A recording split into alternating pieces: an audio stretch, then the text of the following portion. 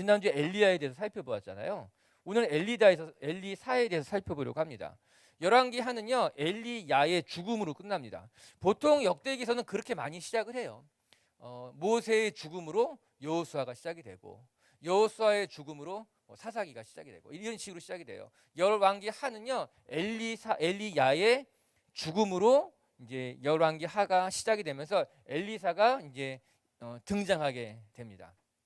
우리가 이제 여기까지 보게 되고, 엘리야가 죽기 전에 4개 마을을 탐방하고 죽게 돼요. 거기 나온 것처럼요. 여러분 거기 종이에 보게 되면 길갈에서 처음에 길갈로 갔다가 베델로 가죠. 베델로 갔다 어디로 가요? 여리고, 요단. 이게 누구랑 가냐면요 엘리야랑 엘리사랑 가게 됩니다. 엘리사랑 같이 쭉 다니게 되는 거예요. 왜 길갈, 베델, 여리고, 요단가? 여기에 공통점이 무엇일까요? 이곳의 공통점은 이곳 모두 다 이곳에 뭐가 있었냐면은 선지 생도들이 살았던 마을이에요. 쉽게 말하면 신학교들이 여기 있었다는, 신학교들이. 그래서 엘리야가 죽기 전에 하나님께서 이 엘리야를 길갈에서 베델로, 베델에서 여리고로, 여리고에서 요단으로 이렇게 데리고 다니시는 거예요. 다니시면서 마지막에 어떻게 죽는가 하면은 불말과 불병거를 타고 하늘로 올라가서 승천하게 되잖아요.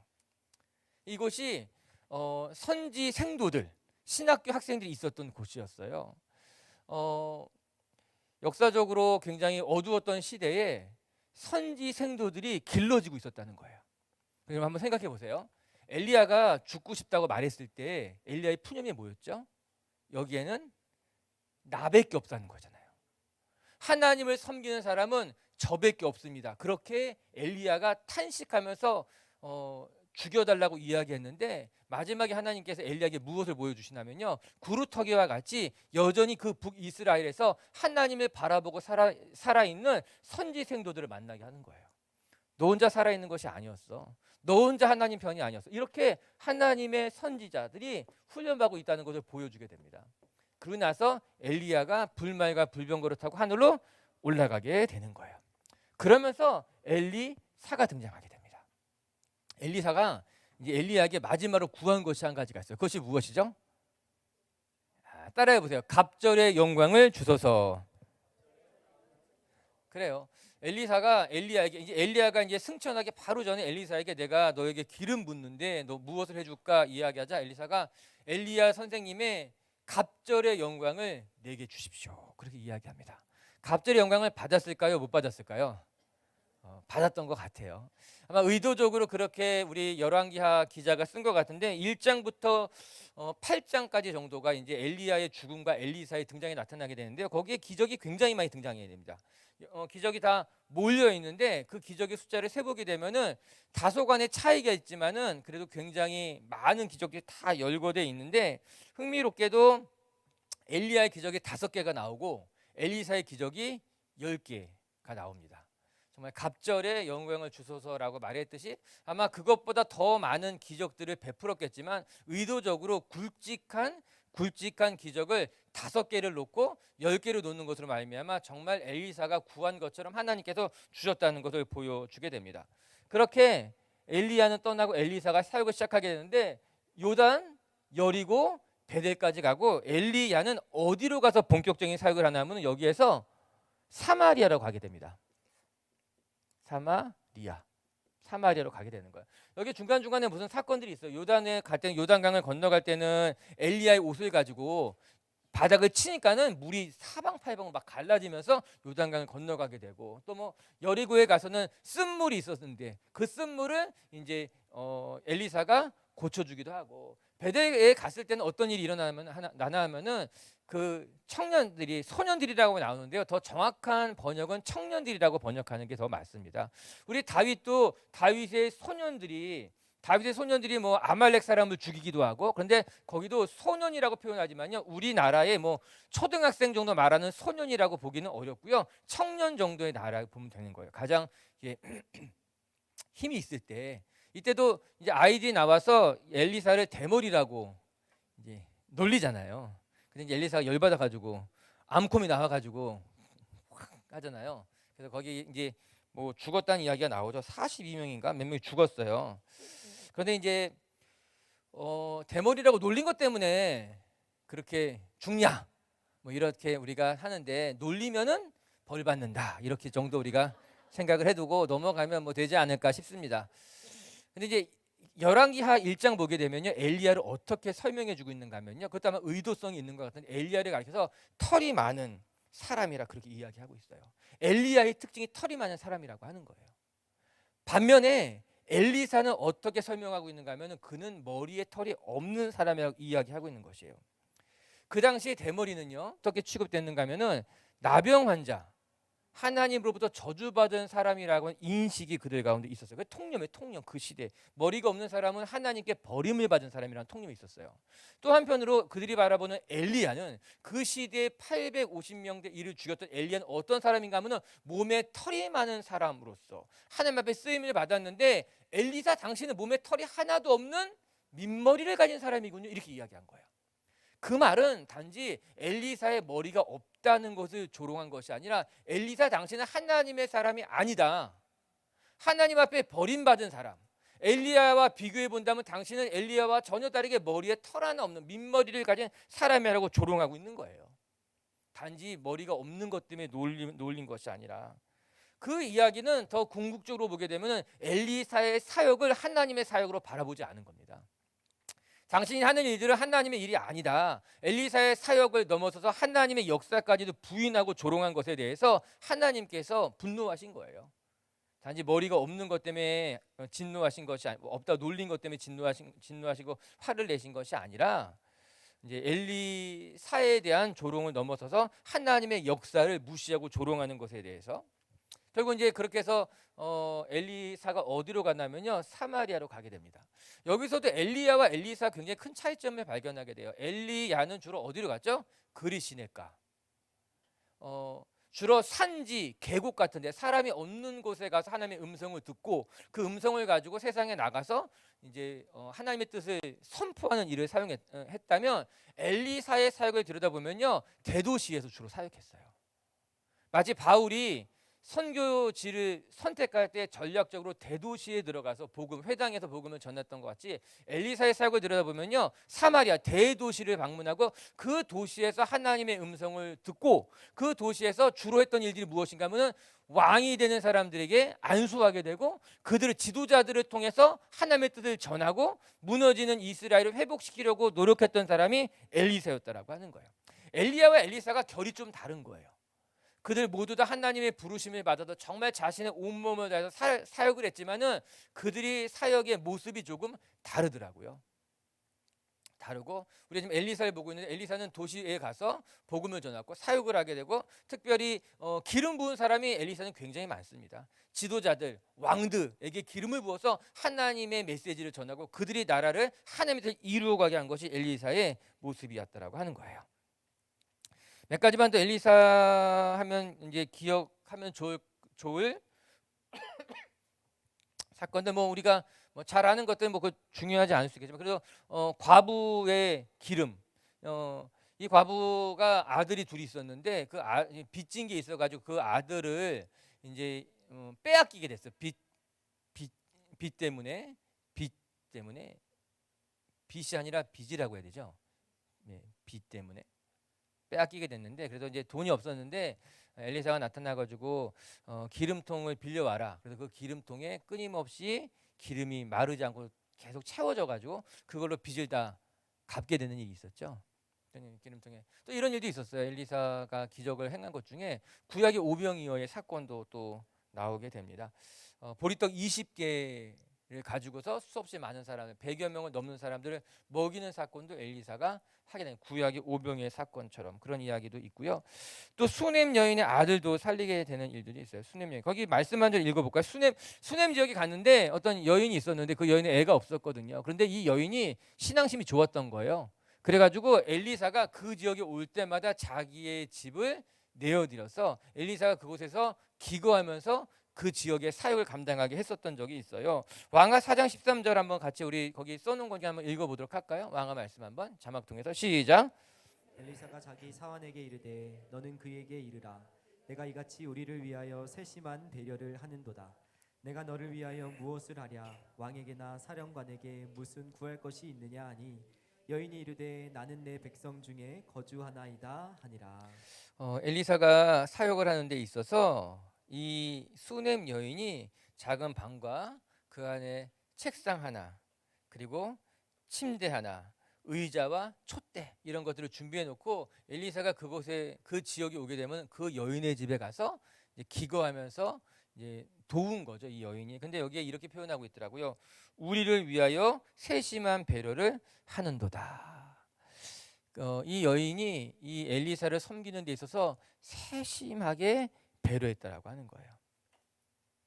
우리라는 표현을 한 것을 보게 되면은 엘리사 한 명만 도운 것이 아니라 엘리사와 함께하는 이들이 있었는데 그들까지도 이 여인이 잘 섬겨준 겁니다. 저는 세심한 배려. 저는 우리 빛의 교회가 세심히 배려할 줄 아는 교회가 되었으면 좋겠어요.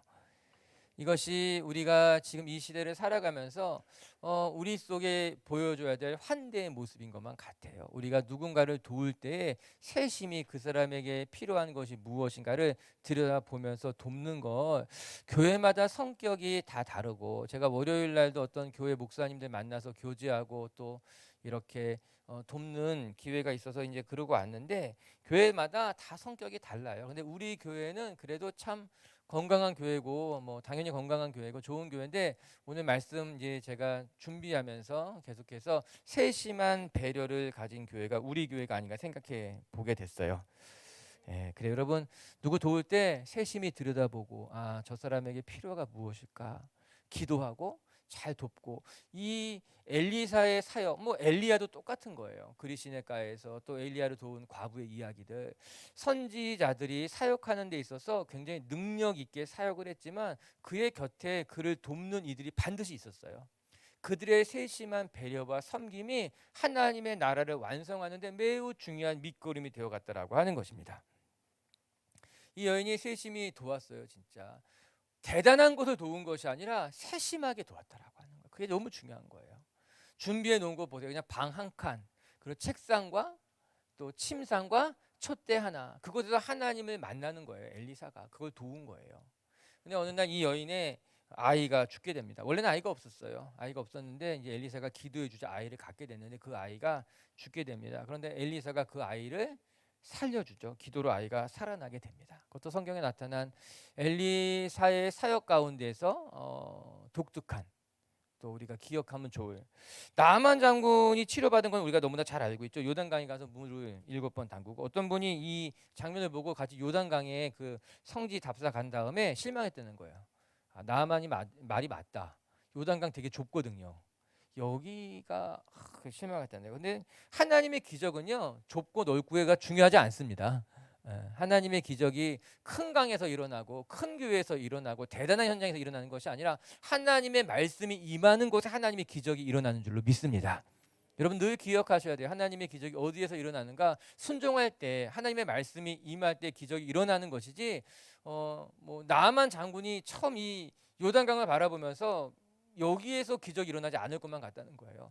하나님을 바라보지 아니하고 요단강을 바라본 거죠. 그런데 기적은 하나님이 베푸십니다. 하나님께서 행하시는 거예요. 근데 이때 나하만이 그 기적을 경험하고 난 다음에 너무나 귀한 고백을 하게 되는데 어떤 고백인가? 왕하 5장 17절 말씀 한번 읽어볼게요. 시작. 나아만 이르되 그러면 청하건대 노새 2마리의 실을 흙을 당신의 종에게 주소서. 이제부터는 종이 번제물과 다른 희생 제사를 여호와 외 다른 신에게는 드리지 아니하고 다만 여호와께 드리겠나이다. 아멘.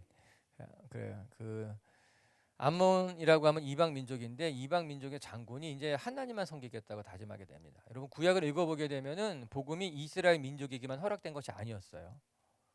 복음이 모든 민족에게 하나님을 인격적으로 고백하는 모든 사람들에게 허락됐고요. 그들이 신앙에 고백할 때 그들의 가운데 역사가 나타났다는 것 우리 기억합시다.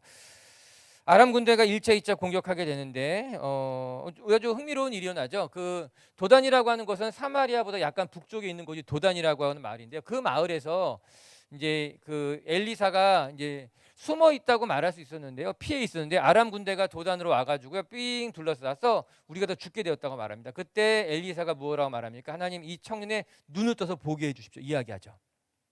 그러자 무엇을 보게 됩니까? 불말과 불병거들이 우리를 지키고 있는 것을 보게 되잖아요. 그렇죠, 여러분? 거기 말씀에 나오죠. 17절만 한번 읽어볼까요? 16절 17절 다 같이 읽어볼게요. 왕하 6장 16, 17절 시작. 대답하되 두려워하지 말라. 우리와 함께한 자가 그들과 함께한 자보다 많으니라 하고 기도하여 이르되 여호와여, 원하건대 그의 눈을 열어 보게 하옵소서 하니 여호와께서 그 청년의 눈을 여심해 그가 보니 불말과 불병거가 산에 가득하여 엘리사를 둘렀더라. 이렇게 나옵니다. 흥미로운 거는요, 그래서 이 청년이 눈을 떠서 보게 되잖아요. 그러고 나서 아람 사람들이 포위했는데 어떻게 도망가게 되었을까요? 하나님이 아람 군대의 눈을 멀게 해가지고. 야, 이거 기가 막힌 대조 아니에요? 궁지에 빠져 있었던 엘리사와 그 청년에게는 눈을 떠서 하나님의 세계를 보게 하셨다는 거예요. 진짜 우리를 지키고 있는 것이 누군지 보게 했다는 거예요.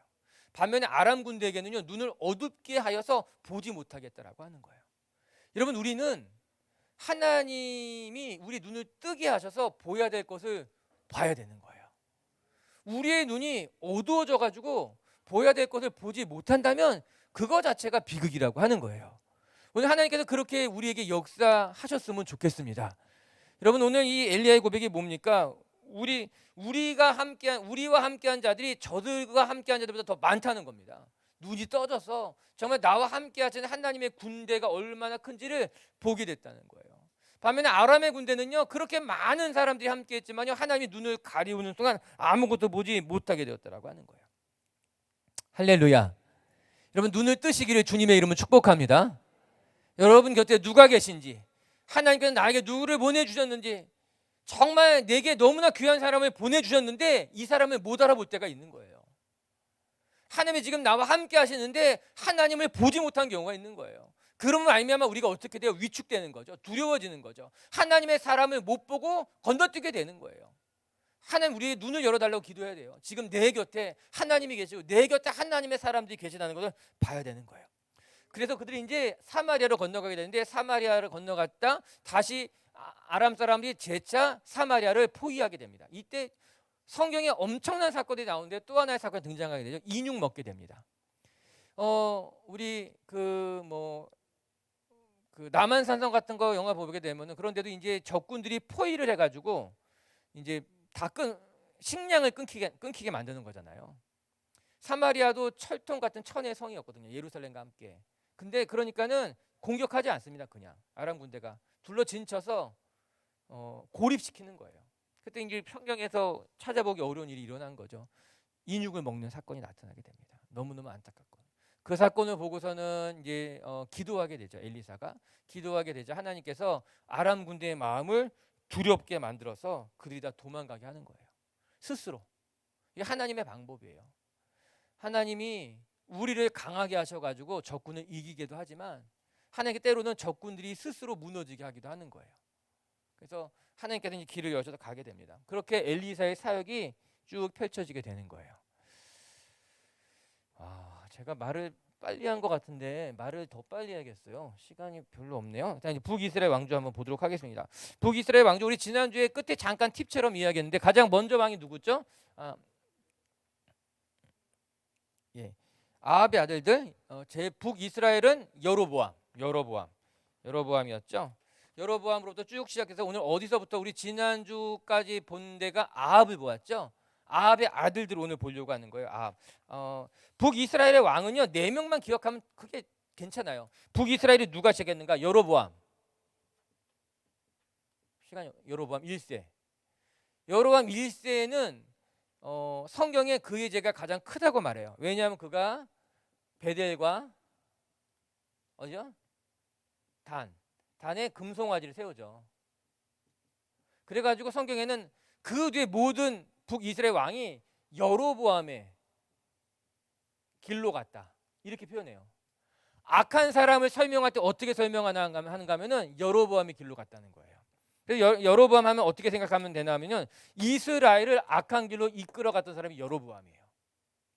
그 다음에 누굴 기억하면 좋은가 하면은 아합을 기억하면 아합. 아합은 어떤 사람인가? 북이스라엘 가장 악한 가장 악한 사람. 가장 악한 사람이에요. 근데 이 아합이 가장 악해지는데 결정적인 역할을 하는 사람이 누군가 하면은 이세벨. 아내를 잘 만나야 돼요. 여러분 다 아내니까는 여러분들이 중요해요. 여러분들이 이세벨을 만났어요. 아합의 가문이 처절하게 무너지게 됩니다. 이따 뒤에 볼 텐데 완전히 처참하게 무너지게 됩니다. 그 다음에 어떤 사람을 보면 되냐면 여로보암 2세. 여로보암 2세가 등장하게 돼요. 여로보암 2세 때는요 북이스라엘 국경이 가장 넓어집니다. 나라가 부강하게 만든 사람이 여로보암 2세예요. 나라를 가장 부강하게 만들었어요. 그러나 그렇다고 해서 하나님의 은혜 속에 거했냐? 전혀 다른 이야기예요. 나라가 강해진 것과 거기에 하나님의 은혜가 있는 건 다른 이야기예요. 아셨죠, 여러분? 여러분이 성공하는 것과 하나님의 은혜 가운데 살아가는 것은 똑같다, 다르다? 다른 거예요. 내가 세상적으로 성공하는 것이 하나님의 복을 받는 길이라고 생각하면요 너무 큰 실수하는 거예요. 여러분 때는 최고의 부흥 기를 맞이하게 됩니다. 하맛 어귀에서부터 아라바 바다까지. 하맛 어귀 우리 뒤에 살펴보겠지만 하맛 어귀는 어딘가면요 레바논. 북이스라엘이 레바논까지 간 거예요. 거기에서부터 사해까지 엄청난 부흥을 했지만 하나님 보시기엔 악한 왕이었던 거예요. 그 다음에 누구 한 명 생각하면 호세아가 북이스라엘을 멸망할 때 마지막 왕이 호세 19번 때. 이때 망했어요. 이 네 명만 기억하면 돼요. 그리고 여기에서 이제 한 명이 누구를 생각해 보면 좋은가 하면은 요 사이에 예후라는 사람이 예후라는 사람이 중요합니다. 왜 예후가 중요한가? 예후가 아합 가문을 다 무너뜨리게 됩니다. 예후를 누가 세웠을까요? 예후에게 기름 부은 사람. 엘리사. 아까 말한 엘리사의 주된 이름은 무엇인가 하면은 사람을 기름 부어 가지고 하나님의 일에 사용하는 게 엘리사였어요. 엘리사가 예후에게 기름 붓게 됩니다. 예후에게는 엘리사가 직접 기름 부은 건 아니고요. 선지자 생도를 그리 보냅니다. 예후에서 기름 부어라. 그래서 예후가 기름 부음 받고 난 다음에요. 엄청나게 놀라운 일들을 팡팡팡팡 하게 되는 거예요. 우리 거기 이제 아시아 이거는 좀 넘어갑시다. 이거 넘어가고 거기 한번 여러분 읽어보시면 되고요. 아합이 죽고 난 다음에 여기 표를 한번 여러분 그 뒤에 보면은 표 여러분 보이시나요? 몇 페이지를 보면 되는가 하면은 요 표 하나 설명하면은 오늘 전반전 강의가 끝날 것 같은데요.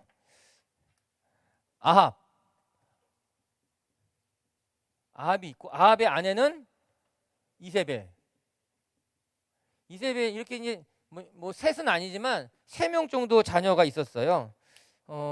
딸의 이름이 아달랴예요. 그 다음에 아들 이름이 아하시야. 그 다음에 또 아들 이름이 여호람. 이렇게 되는 거예요. 아합의 아빠가 우물이 왕조. 여기서 가족이에요. 근데 오물이랑 누구랑 지내는가 하면은 여호사밧. 거기 써 있죠. 여호사밧이 아들을 낳았어요. 아들을 낳았는데 아들 이름은 여호사밧.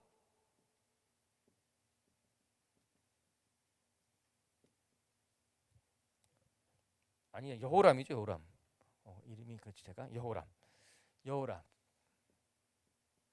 이 둘이 결혼하게 사돈을 맺게 되는 거예요. 여호사밧은 남유다의 왕국에서 가장 선한 왕 중에 하나가 여호사밧이었어요. 엄청난 종교개혁을 하게 됩니다. 이 뒤에 살펴보겠지만요. 하나님의 말씀을 철저하게 붙들고 살아간 사람이 여호사밧인데 너무나 흥미롭게도 여호사밧이 북이스라엘과 사돈을 맺게 돼요. 그러니까 아달랴를 며느리로 맡게 되는 것입니다. 그러면서 아하시아가 태어나게 되는 거예요. 아하시아가. 여기까지 볼게요. 자, 이렇게 이 오므리 가문이에요. 오므리 가문이 이게 북이스라엘이고 이게 남왕국이라고 하는 거죠. 일단 여기부터 보면은 이때 누가 나타나냐면은 예후의 사명은 무엇인가 하면은 아합 왕조를 몰락시키는 것이 예후의 사명이었어요. 그래서 예후가 하나씩 안에 다 무찌르게 됩니다. 누구 무찌르게 된가? 여호람을 죽입니다. 아하시아가 아합이 다섯 번째 왕인가요? 아합이 몇 번째 왕이죠? 일곱 번째지. 일곱 번째, 여덟 번째, 아홉 번째, 열 번째. 이렇게 될 거야 아마. 이건 열 번째가 아니지. 아홉 번째, 열 번째 이렇게. 아합이 죽고 아하시아가 왕이 됐는데 아하시아가 죽었어요. 그러고 난 다음에 그의 형제 여호람이 왕이 됩니다. 그러고 난 다음에 예후가 기름 부음을 받고 나서 쿠데타를 통해서 여호람을 죽이게 되고요. 이세벨을 죽이게 되고 그 다음에 아하시아까지 죽이게 됩니다. 엄청나게 피를 뿌린 사람이 예후였어요. 다 죽이게 됩니다. 근데 성경에 예언한 것처럼요, 이세벨은 개가 그의 시체를 뜯어먹어 죽게 되고요. 여호람 역시 예언대로 죽게 되는 거예요. 여기까지 괜찮은데 아하시아까지 다 죽이게 됩니다. 아하시아와 그의 아들 42명을 죽이게 되고 아합의 아들들 70명을 전멸시켜 버리게 됩니다. 근데 이건 역시 성령의 예언에 다 나온 거예요. 아합의 가문을 다 전멸되게 될 것이다. 예후가 다 무찌르게 되고 다음 왕조를 만들어가는 게 예후였어요. 그래서 아까 이제 설명한 것처럼 4명의 왕 사이에 예후라는 사람을 생각하면 좋습니다. 예후는 하나님의 사람 막대기 같은 존재였어요. 하나님께서 아합이라고 하는 왕조를 쳐부는 데 있어서 뿐만 아니라 이 예후가 하나님의 음성을 듣고서 어떤 일을 하게 되냐면은 아세라 상을 다 바알을 섬기고 바알의 신당을 다 헐어버려서 변소를 만들게 됩니다. 처참하게 무너뜨리게 된 거예요. 하나님의 심판자 역할을 감당했던 것이 예후였어요. 심판자의 역할을. 그렇다면은 예후가 이렇게 악한 사람들을 심판자가 다 되어서 다 처단했으면 그럼 예후는 하나님의 사람이었을까라고 말한다면요, 그것도 어려운 거예요. 예후가 심판자로서 사람들 다 죽였을지 모르지만요, 그 역시 금송아지를 섬기는 우상 숭배의 길을 떠나지는 않았다는 거예요. 이 사실을 우리가 귀담아 들어야 됩니다. 우리가 하나님 앞에, 예후는 하나님 앞에 쓰임 받는 사람이었어요. 쓰였어요. 하나님 앞에 쓰였어요. 하나님 앞에 쓰였다고 해서 그가 속된 말로 천국을 갈까? 저 고린도전서 9장 27절 말씀 여러분들과 좀 읽어보고 싶어요. 예후를 공부하면서 한번 우리 자막 같은 거 읽어볼게요. 바울의 고백이기도 한데요. 고린도전서 9장 27절 말씀 거기 나와 있죠? 한번 볼게요. 시작. 내가 내 몸을 쳐 복종하게 함은 내가 남에게 전파한 후에 자신이 도리어 버림을 당할까 두려워함이로다. 아멘. 저는 예후 공부하면서 이 생각이 떠나지 않았습니다. 예후는 엘리사에게 기름 부음 받은 사람이었어요. 하나님이 선택한 사람이에요. 심판자가 되라고. 그리고 그 하나님의 예언대로 철저하게 북이스라엘의 우상 숭배자들을 철저히 다 처단하게 됩니다. 하나님 앞에 쓰인 게 분명해요. 그런데 그 역시 우상 숭배 길을 떠나지는 않았습니다. 하나님의 손에 쓰였는데 하나님의 사람이라고 말할 수는 없다는 거예요. 여러분, 우리도 하나님이 우리를 쓰실 때가 있어요. 우리 주변에 보면요, 귀하게 쓰임 받는 사람들이 있어요. 그렇다고 해서 그 사람이 하나님의 정말 종일까? 하나님을 사랑하는 사람일까? 그거 별개의 문제라고 하는 거예요. 바울이 고백하게 됩니다. 내가 하나님 앞에 쓰이고 난 이후에 내가 버림받을까봐 조심한다는 거예요. 늘 우리가 깨어 있어야 돼요. 늘 깨어 있어야 돼요. 긴장하면서 살아가야 되는 거예요. 선줄로 생각하면 넘어질까 조심해야 되고, 내가 귀하게 쓰임 받는다고 해서 내가 하나님의 사람이라고 생각하면 그건 역시 큰 착각이 될 수 있고 교만함이 될 수 있다라고 하는 것입니다. 할렐루야. 그래요. 그렇게 예후가 다 처단하고 난 다음에 누가 나타나는가 하면 여로보암 2세가 등장하게 됩니다. 여로보암 2세는 아까 말씀드린 것처럼 북이스라엘의 최대의 부흥기를 맞이하게 됩니다. 이스라엘 지도를 좀 그려보게 되면은 이스라엘의 지도 한번 그려볼게요.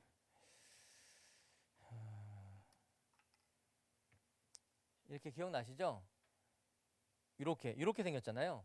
오늘 좀 더 저 위까지 그려야 되니까는 이렇게.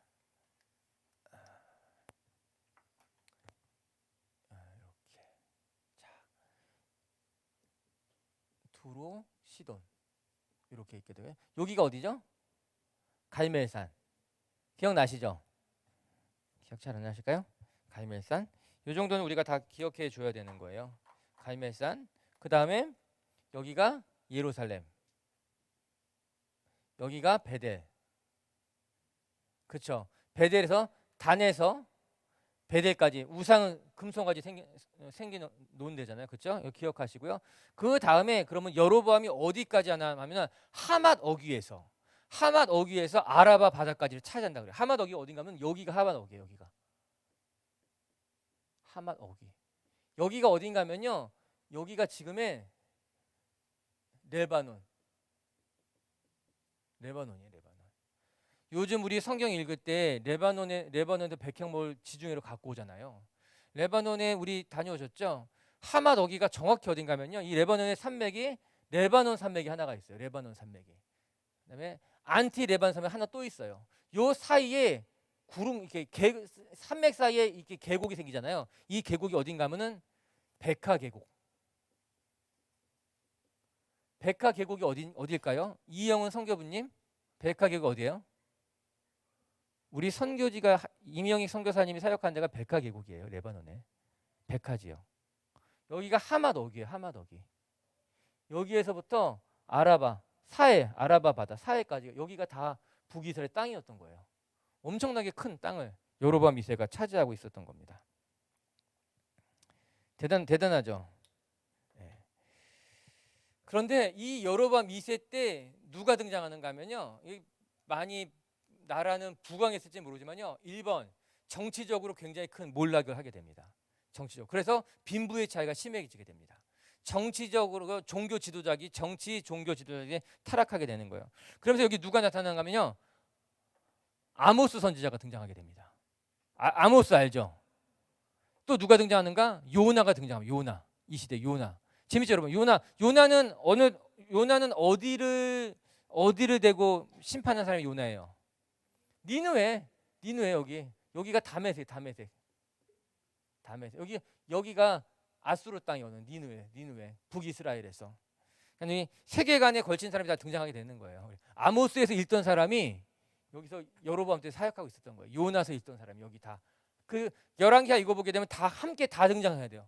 아모스도 여기 등장하게 되고 요나도 여기 등장하게 되고 다 여기 등장하게 되는 거예요.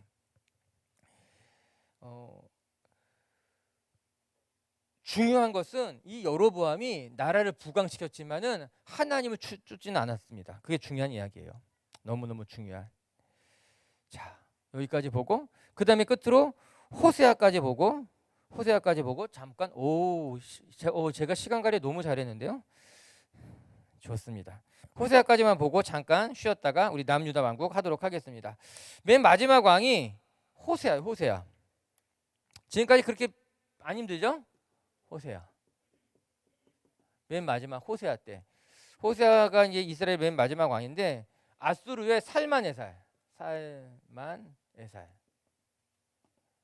왕에 의해서 정복당하게 됩니다. 마지막에.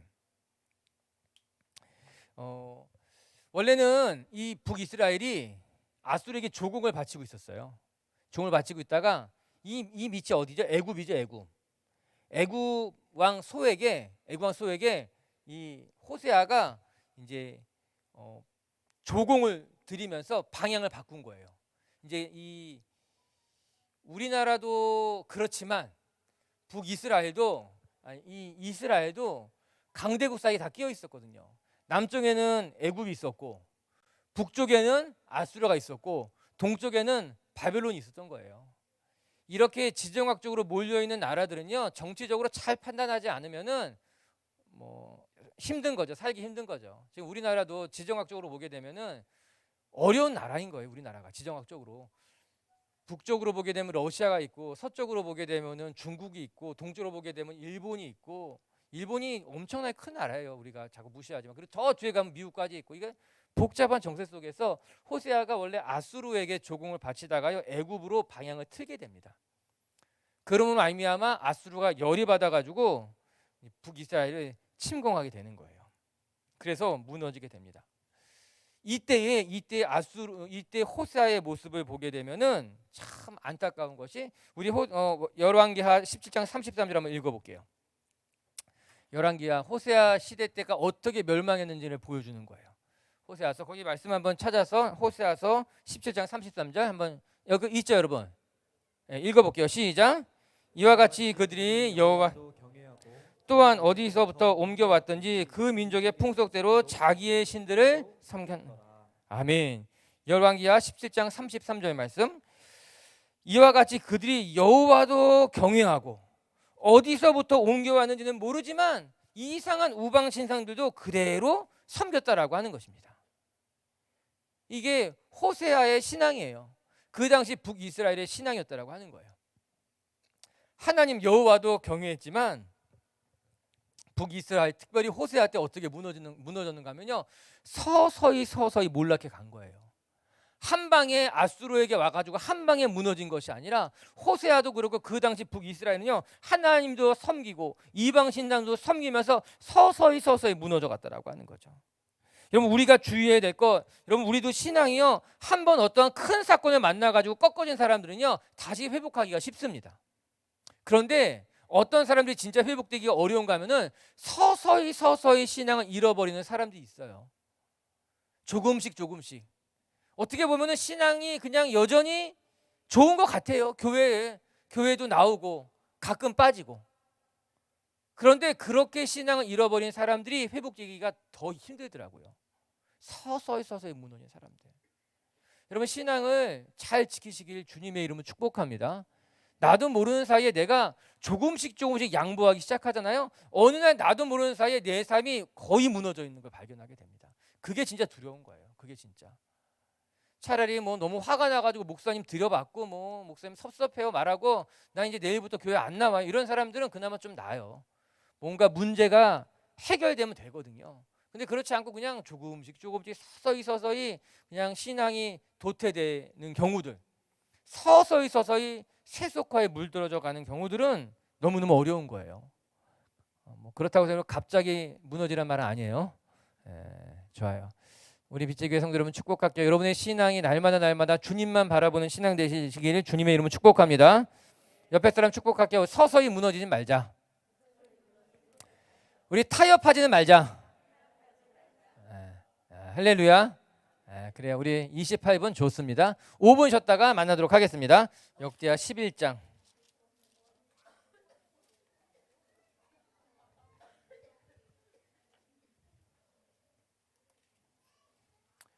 남유다는 르호보암,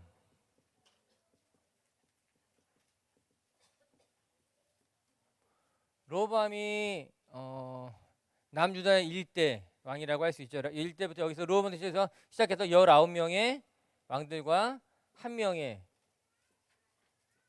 여왕이 다스렸었습니다. 르호보암이 그래도 신실했던 것이 르호보암이 이제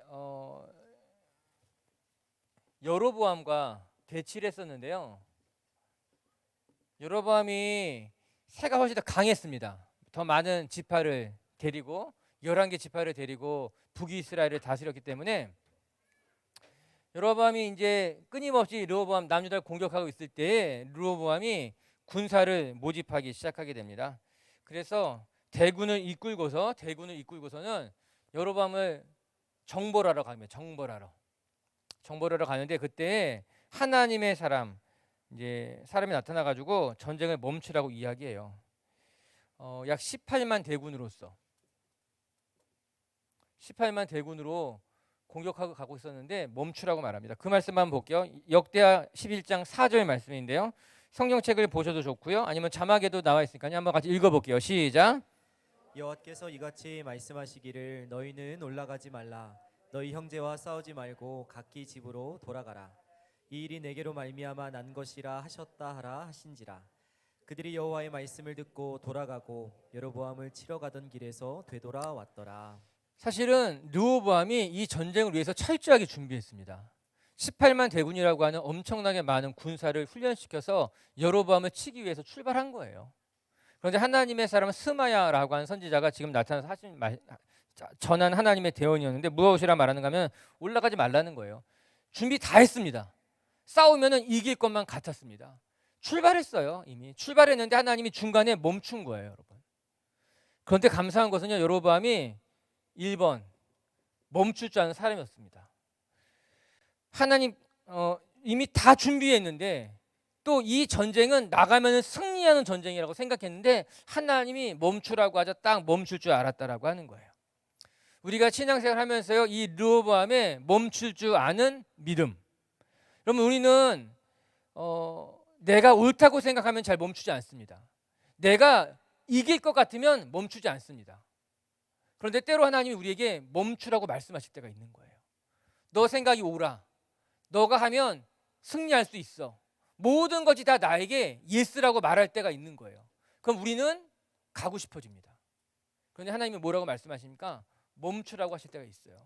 그럼 여러분 멈출 줄 알아야 돼요. 아무리 공동탑이라 하여도, 아무리 내가 철저히 준비했다고 멈출 줄 알아야 된다는 거예요. 두 번째는요, 하나님께서 막지 말라 허락하신 고난이 있다면 막지 말 것. 이 말씀이 무슨 말인가 하면은 하나님께서 여로보암을 통해서 이스라엘 백성들을 치신 것이라면 그거 그냥 당할 줄도 알아야 된다라고 하는 거예요. 우리의 삶에 여러분, 하나님이 우리의 삶에 때로는 고난의 웅덩이를 지나가게 하시면요, 그 고난의 웅덩이를 지나가야 되는 거예요. 하나님 우리에게 세찬 비바람을 부으시잖아요. 그럼 그것을 안 맞으려고 애쓰는 것이 아니라 세찬 빗바람을 맞아야 되는 거예요. 그게 우리에게 어떻다고요? 유익한 거예요. 유익한 거예요. 오늘 하나님이 르호보암에게 멈추라고 말합니다. 그뿐만 아니라 여로보암을 내버려 두라는 거예요. 여로보암 내버려 두게 되면요, 남유다는 계속해서 어려워요. 내버려 두라고 합니다. 고난이라면 고난 당하라고 하는 거예요. 이것이 무엇이라 전 지혜라고 생각해요. 우리의 삶에 멈출 줄 아는 지혜, 고난을 당할 줄 아는 지혜, 르호보암이 보여준 지혜인 거예요. 이때 어떤 일이 일어나는가? 하나님께서요, 르호보암에게, 남유다에게 하나님의 사람을 때로 보내주게 됩니다. 왜 때로 보내주었는가? 우리 지난주에 살펴본 것과 같이 여러분, 베델과 단이잖아요. 베델과 단에 금송아지 제단을 만들고 그것을 섬기게 하니까요, 북이스라엘의 신실한 레위인들이 북이스라엘에 있을 수 없었던 거예요.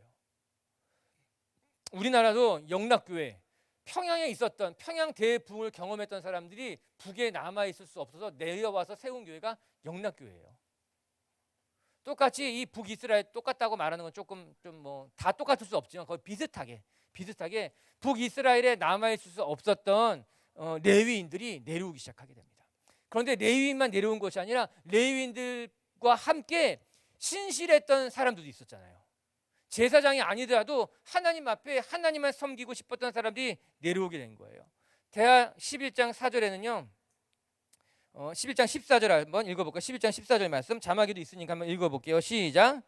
레위 사람들이 자기들의 마을들과 산업을 떠나 유다와 예루살렘에 이르렀으니 이는 여로보암과 그의 아들들이 그들을 해임하여 여호와께 제사장의 직분을 행하지 못하게 하고. 여기 중요한 게 레위 사람들이 떠났고요, 그리고 다른 사람도 같이 나왔다 말합니다. 근데 중요한 것은 무엇인가 하면은 자기 마을과 자기 소산을 다 두고 내려왔다라고 하는 거예요. 이거 참 귀한 말씀인 거예요. 너무 중요한 이야기인 거예요.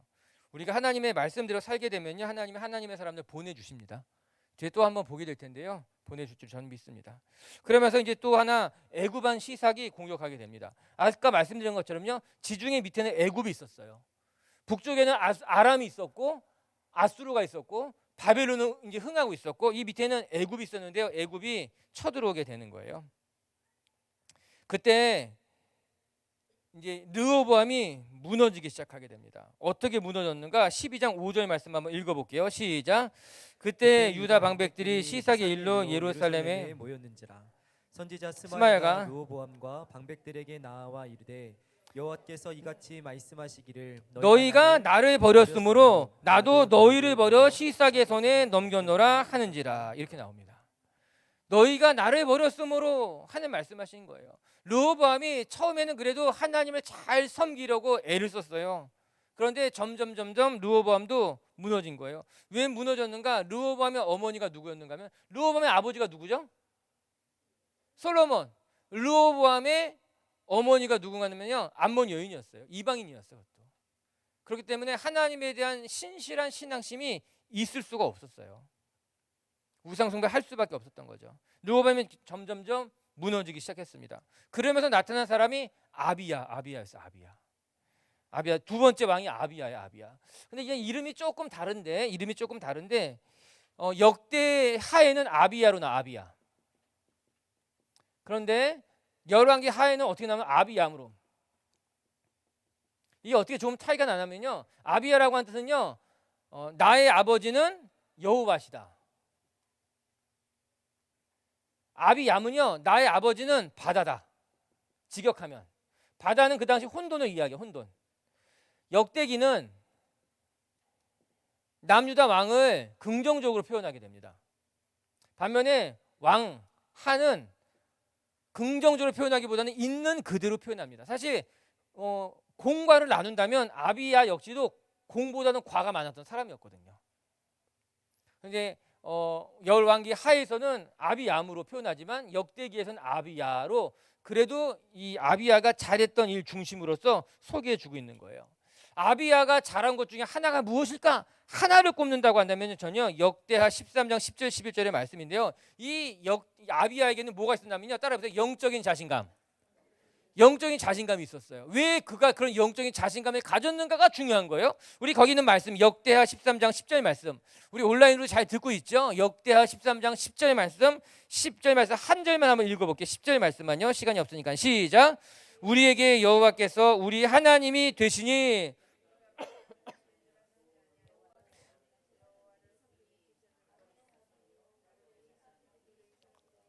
할렐루야. 거기 없나요? 없어요? 없으면요, 보세요. 제가 피라 그랬잖아요. 13장 10절 다시 찾아보세요. 우리가 뭐 초등학생도 아니고 그것도 없다고 또 안 읽고 진짜. 다시 읽어봐요. 이거 중요해. 성경책에 밑줄 그세요. 밑줄. 성경책 펴시고. 이게 없단 말이에요. 갑자기 한번 읽어볼게요. 시작. 여호와께서 우리의 하나님이 되시니 우리가 그를 배반하지 아니하고. 1번 여호와께서 섬기는 제사장이 있으니. 2번 아론의 자손이요 또 레위 사람의 수종을 들어 어쩌고 저쩌고. 뒤에 11절 12절 나온다는 거예요. 아비야에게 영적인 자신감이 있었어요. 어떻게 영적인 자신감을 가졌는가? 첫 번째, 우리는 하나님을 배반하지 않았다는 고백이 있었던 거예요. 우리가 어떻게 영적인 자신감을 가질 수 있는가? 영적인 순결을 지킨 사람은요, 영적인 자신감이 생기게 됩니다. 자꾸 죄짓고 자꾸 딴 생각하는 사람들은요, 영적인 자신감을 가질 수 없어요. 그러나 영적인 순결을 가지고 있는 사람, 이런 사람은요, 영적인 자신감을 갖습니다. 나는 하나님 배반한 적이 없다는 거예요. 아비야가. 두 번째, 하나님을 섬기는 사람들과 함께 있으면요, 영적인 자신감이 생기게 되는 거예요. 하나님을 섬기는, 이렇게 우리가 누구랑 어울려야 되는가? 하나님을 잘 믿는 사람, 하나님을 섬기는 사람들과 함께 하게 되면은 그때 비로소 우리 안에 영적인 자신감이 생기게 되는 거예요. 가능한 한 믿음의 사람들과 동행하는 거예요. 같이 기도하는 거, 같이 기도하고 같이 예배하고 혼자 예배하지 마시고. 세 번째, 하나님이 결국 무엇인가? 하나님이 함께 하신다는 자신감이 그에게 있었던 거예요. 저는 우리 미치교회 식구들도 여러분, 자신감 딴 데서 찾으려고 하지 마세요. 뭐 직업, 뭐 학업, 뭐 이런 거 있잖아요. 뭐 사람, 뭐 이런 데서 찾는 게 아니에요. 그런데 아비야가 점점 강해지면요, 아비야의 양면성이 있었어요. 뭐 넘어가도록 할게요. 그 다음에 누가 나타나는가 하면 세 번째, 아사가 돼요. 아사. 이름이 좀 그렇죠? 아사. 배고파서 죽으면은 아사. 아사는 첫 번째 종교개혁한 사람이 아사예요. 첫 번째 종교. 그래서 아사는 남유다에 19명의 남자 왕이 있었고 1명의 여자 왕, 20명의 왕이 있었는데요. 20명의 왕 중에 북이스라엘의 19명의 왕들은요, 다 악한 왕이었어요. 엄청나게. 그런데 남쪽에는요, 20명의 왕 중에 8명의 왕은 선한 왕이라, 하나님을 경외하는 왕이라고 나옵니다. 8명의 왕이. 그 8명 중에 첫 번째 등장한 사람이 누군가 하면 아사예요. 아사는 종교개혁, 첫 번째 종교개혁을 한 사람이 아사예요.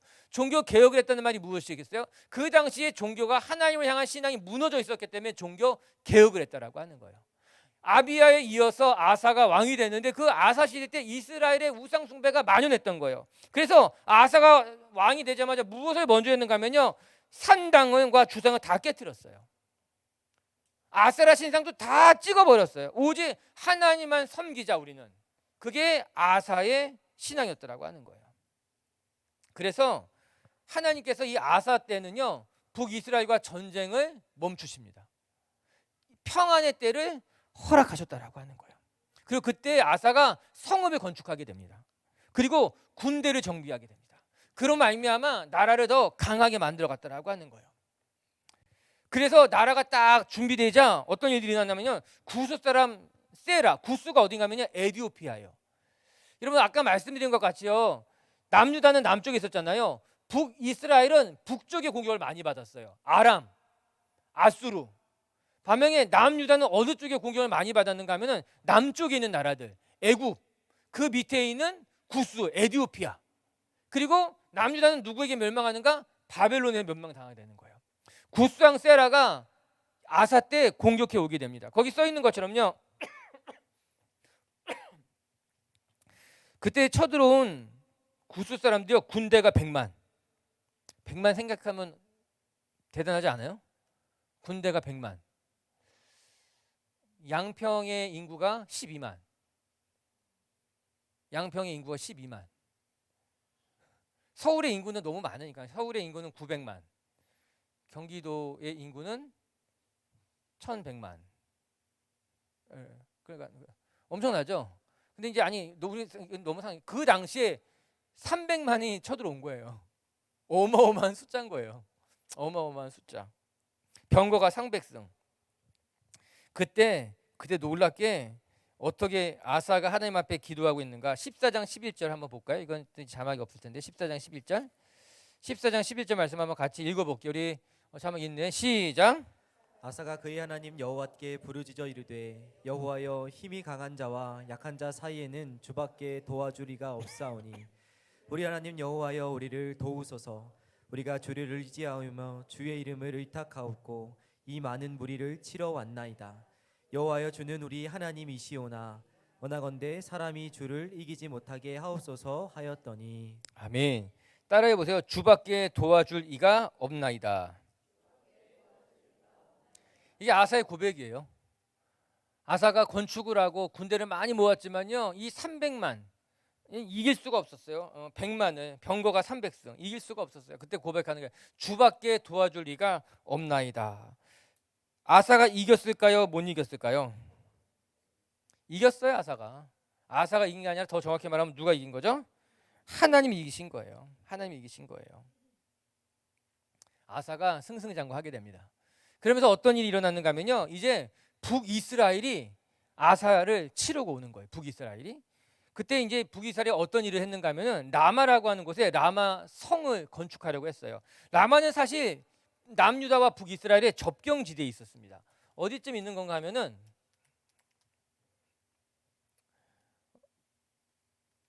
여기 예루살렘이 있고요. 여기 베델이 있어요. 베델. 예루살렘 바로 위에 베델을 지어놓고 금송아지 놓은 거잖아요. 라마는 어디 있는가 하면 여기 경계선에 라마가 있어요. 라마. 딱 경계선. 요 경계선에 요 경에 라마가 있어요. 북이스라엘의 바사 왕이 이 라마에다가 자기의 성읍을 건축하려고 준비 딱 하고 있었던 거예요. 목재와 돌을 다 이렇게 보내가지고 성을 딱 여기 라마에다가 이제 성읍이 완성되게 되면은 이 불편한 거죠, 굉장히. 근데 이제 아사가 어떻게 머리를 굴리는가 하면은 요 위에 아람이 있어. 아람이라는 나라가 있었거든요. 아까 말했잖아요. 아람 왕 베나닷에게 조공을 보냅니다. 왕궁 예루살렘 성전 안에 있는 좋은 물건을 다 보내가지고 북이스라엘을 공격하게 만드는 거예요. 그래서 북이스라엘을 공격하게 됩니다. 베나닷이 공격하게 되니까는 바사가 여기다가 사람들을 모아가지고 성을 짓고 있었는데 몰려오니까 어떻게 해야 되겠어요? 다 다시 뒤로 가서 막을 수밖에 없었던 거예요. 여기가 텅 비게 되죠. 어떻게 됐을까요? 아사가 가서 다 뺏어옵니다. 물건을. 뺏어오게 됩니다. 그리고 여기서 뺏은 거 가지고 자기가 2개의 성을 짓게 되는 거예요. 이거 그 손 안 대고 코 푼 거죠. 똑똑한 사람인 거예요. 근데 이것을 하나님이 기뻐하셨을까요? 기뻐하지 않았을까요? 기뻐하지 않았습니다. 왜 기뻐하지 않았을까요? 아사 왕이 하나님 앞에 신실하게 살아갔는데 이때만큼은 아사가 하나님을 의지하지 않고 누구를 의지했는가? 아람 왕 베나닷을 의지했다라고 하는 거예요. 승리했어요, 못했어요? 승리했어요. 득을 봤어요, 못 봤어요? 굉장히 득을 봤어요. 왜냐하면은 이스라엘을 북으로 다시 쫓아냈을 뿐만 아니라 여기 있던 돌과 목재를 다 가지고 와서 성 2개를 지어버렸습니다. 베나다에게 준 것보다 훨씬 더 많은 득을 챙긴 게 아사였어요. 아사 왕이 똑똑한 사람이라고 하는 것이죠. 근데 이때 우리가 깨달아야 될 것이 있는 거예요. 하나님이 기뻐하시는 승리가 중요하다라고 하는 겁니다. 거기 제가 써놨죠. 첫 번째, 하나님이 질책하신 것이 무엇인가? 사람을 의지했다라고 하는 거예요. 거기 사람을 의지했다는 거예요. 두 번째, 이런 승리는 거절해야 돼요, 거절하지 말아야 돼요? 거절해야 되는 거예요. 승리라고 해서 모든 게 좋은 게 아니에요. 이런 승리는 하나님이 기뻐하시지 않는 승리인 거예요. 부끄러운 승리라고 하는, 이거는 거절할 줄 알아야 된다라고 하는 거예요. 세 번째, 우리가 하나님을 의지하는 습관을 가지지 않으면요, 위기가 오게 되면요, 머리를 굴리게 되는 거예요. 지금은 하나님을 의지하는 게 좋다, 지금은 사람을 의지하는 게 낫다, 내가 취하게 되는 거죠. 이게 너무나 안타까운 일이에요. 아사를 보면서 이 사람이 똑똑했지만, 신실했지만, 결국 사람을 의지했구나. 너무나 안타깝죠. 그러고 나서 등장하는 왕이 누군가면요, 여호사밧 왕이에요. 여호사밧 왕. 여호사밧 왕은요, 어떻게 출발하는가면요, 17장 1절 한번 보시겠어요? 17장 1절 말씀. 17장 1절 말씀 한번 같이 읽어볼게요. 시작. 아사의 아들 여호사밧이 대신하여 왕이 되어 스스로 강하게 하여 이스라엘을 방어하되. 저는 이 스스로 강하게 하여, 이 말씀이 너무나 귀하더라고요. 정비했어요. 내가 연약한 것을 알고요, 내가 하나님 앞에 굳건히 서기 위해서, 이 나라를 굳건히 세우기 위해서 정비했다라고 하는 겁니다.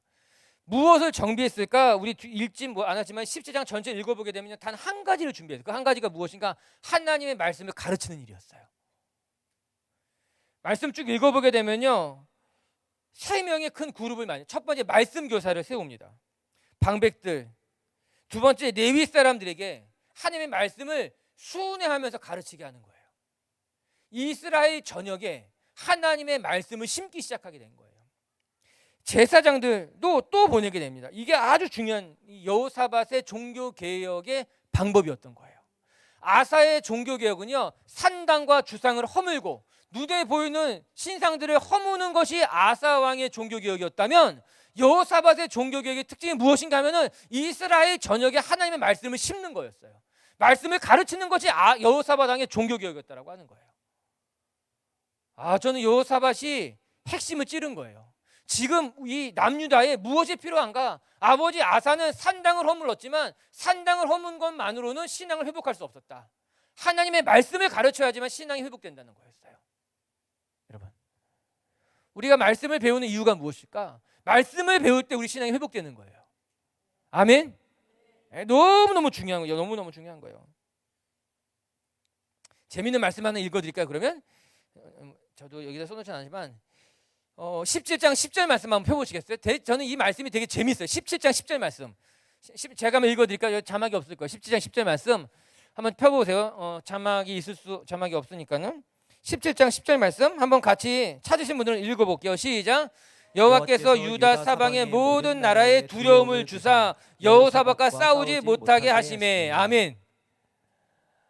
여호와께서 주변 모든 민족들에게 두려운 마음을 주셔서 여호사밧과 싸우지 못하게 했다는 거예요. 여러분, 여호사밧이 주변 민족과 싸워서 승리하는 것도 복이지만 하나님은 그렇게 하지 아니하시고 아예 여호사밧 시대 때는 주변 나라들의 마음에 두려움을 주어가지고 여호사밧과 싸우지 않게 하셨다라고 하는 겁니다. 할렐루야. 언제 이런 일이 일어난다고요? 하나님의 말씀을 붙들고 하나님의 말씀으로 종교개혁을 감행하자 하나님께서 지금은 전쟁할 때가 아니네, 지금은 말씀으로 단단히 세워지는 그들을 내가 지켜야 되겠다 생각해가지고요, 두려운 마음을 주어가지고요 보호했다라고 하는 거예요. 할렐루야. 우리가 하나님의 말씀을 붙들면요, 하나님이 우리의 길을 열어가시는 줄 저는 믿습니다. 말씀을 여러분 연구하세요. 말씀을 계속 보세요. 말씀을. 나를 강하게 하는 것은 하나님의 말씀이에요. 아멘. 예, 우리가 계속해서 말씀을 묵상하면 나도 모르는 사이에 내 속사람이 강해지는 거예요. 다른 것도 여러 가지 방법이 있을 수 있겠지만요, 근본적인 것은 말씀이라고 하는 거죠. 말씀이라고 하는 것. 여호사밧의 족보봤자 아까 여호사밧이 이제 이렇게 이제 우리 시간 다 됐는데 한 가지만 말하면요, 여호사밧 왕이 이렇게 훌륭하게 이스라엘을 종교개혁을 했어요. 종교개혁을 했는데 결정적인 실수가 뭐였는가 하면은 며느리를 아달랴를 둔 거예요. 아달랴를. 며느리를 잘 맞아야 돼요. 여러분이 좋은 며느리가 돼야 돼요. 근데 사실 이 여호사밧 역시 머릿속에 아합 왕과 우물이랑 가깝고 아합 왕과의 결탁이 나라를 견고하게 할 것이라는 생각이 한편 있었던 거예요. 그래서 아합 왕과 결탁을 하게 되는 거죠. 아합 왕의 아들과 그 가문들과. 여호사밧이 그래서 큰 어려움도 겪었어요. 우리가 지난주 살펴봤어요. 겪었죠. 결국 여호사밧이 다 잘했는데 아달랴라고 하는 이 여인이, 결국 이 아달랴라고 하는 여인이요, 여호사밧의 가문의 씨를 말리게 됩니다.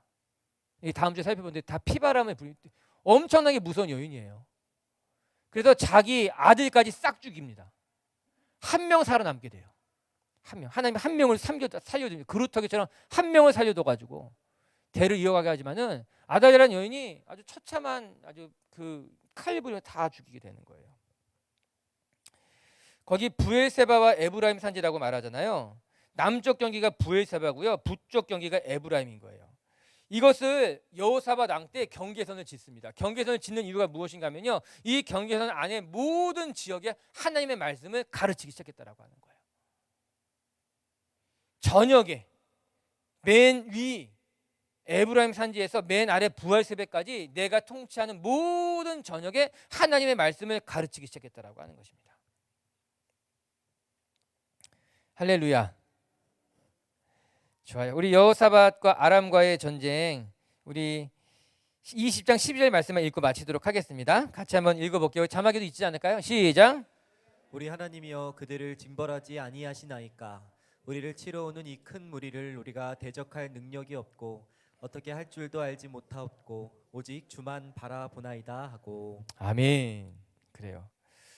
여호사밧의 고백이에요. 우리가 이들을 대적할 능력이 없고 나는 오직 주만 바라보나이다 하고. 이 전쟁에서 이겼을까요? 졌을까요? 이겼죠. 내가 주만 바라보나이다 하고 이렇게 고백하는데 하나님이 지게 내버려 두겠어요? 하나님이 응답하십니다. 여호와께서 너희와 함께하리라, 이렇게 약속해 줍니다. 그래서 그 전쟁에서는 승리했지만, 그러나 이 아달랴라고 하는 여인이 결국에는 이제 여호사밧의 가문을 처참하게 무너뜨리게 되게 됩니다. 9시 정각입니다. 좋습니다. 혹시 질문 있습니까? 너무 빨리 박수 치고 내려가라고. 질문. 우리 온라인도 잘 따라오고 있죠? 좋습니다. 우리 기도 한번 하고 그러면 마치도록 하겠습니다.